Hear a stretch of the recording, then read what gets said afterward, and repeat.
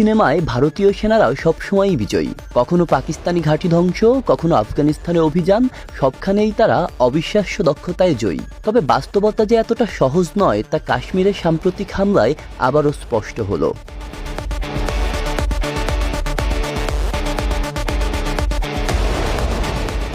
এই হামলায় প্রাণ হারিয়েছে অন্তত ২৬ জন, অথচ হামলা ঠেকাতে বা প্রতিরোধে কার্যকর ভূমিকা রাখতে পারেনি ভারতীয় সেনারা। হামলার জন্য কোনো পূর্ণাঙ্গ তদন্ত ছাড়াই পাকিস্তানকে দায়ী করে নিজেদের ব্যর্থতা আড়াল করার চেষ্টা করছে তারা। ঘটনাটির রেশে সীমান্তে দুদেশের মধ্যে উত্তেজনা বেড়েছে। ভারী অস্ত্রসহ মোতায়েন করা হয়েছে সেনা, মাঝে মধ্যেই হচ্ছে গোলাগুলি।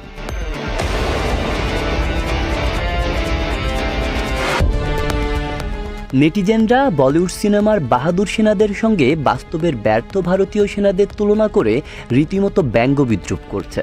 সিনেমার মতো বাস্তবে অজয় দেবগান বা অক্ষয় কুমারের মতো নায়কোচিত সেনা যে নেই তা এখন স্পষ্ট।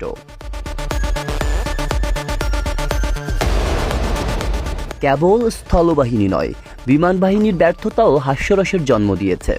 কাশ্মীর হামলার পর পাকিস্তানে হামলা চালাতে গিয়ে ভারতীয় বিমান বাহিনী ভুল করে নিজেদের দেশের একটি বাড়ির উপর হামলা চালায়। এই ঘটনার ভিডিও প্রতিবেদন সামাজিক মাধ্যমে ভাইরাল হয়েছে, যেখানে ব্যাপক সমালোচনার মুখে পড়েছে ভারতীয় বাহিনী।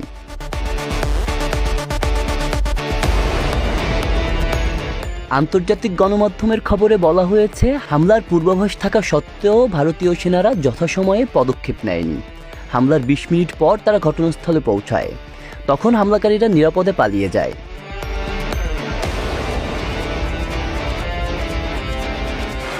(২০১৯) সালের ভারত পাকিস্তান উত্তেজনার সময় MiG-21 নিয়ে পাকিস্তানে ঢুকে পড়া ভারতীয় পাইলট অভিনন্দন বর্তমানের ঘটনায় আবার আলোচনায় এসেছে।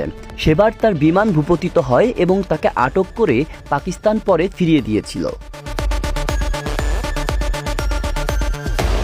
নেটিজেনরা বলছেন, বলিউডের সিনেমার কল্পকাহিনীর সঙ্গে বাস্তবতার কোনো মিল নেই। যুদ্ধ লাগলে তা হবে সমান শক্তির লড়াই, সিনেমার মতো একপাক্ষিক নয়। অধিকাংশই আবার যুদ্ধের বিপক্ষে মতামত দিয়েছেন, মানবিক বিপর্যয়ের ভয় দেখিয়ে শান্তির পক্ষে অবস্থান নিয়েছেন।